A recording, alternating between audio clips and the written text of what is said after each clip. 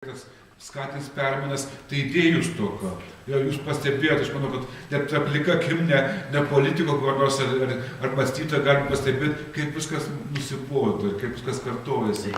Ir tos situacijos, ir viskas, ir reakcija, ir dabar rinkimai, vėl viskas suksis tas pats per tą patį. Idėjų nėra.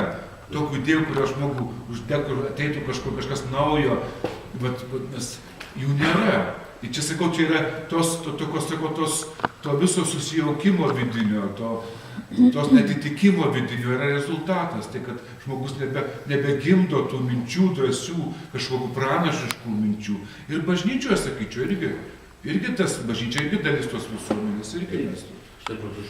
Kronika vis dėlto gimė iš tokio pranašiško suvokimo tos tikrovės, nes tuomet galėjai daug ką.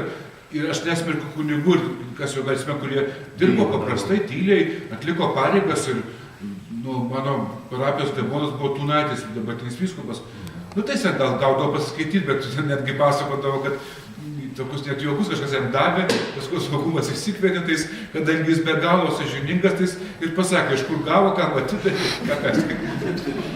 iš tos savo sąžiningumo. Bet paskui sako, atėjo bažnyčiai kryžium gulėjo, atgailavo.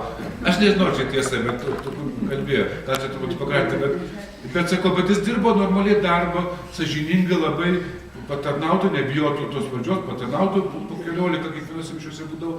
Ir toks buvo galimybė, bet sakau, bet kronikos tas atsiradimas susijęs to pranašiškų perskaitimų tikrovės.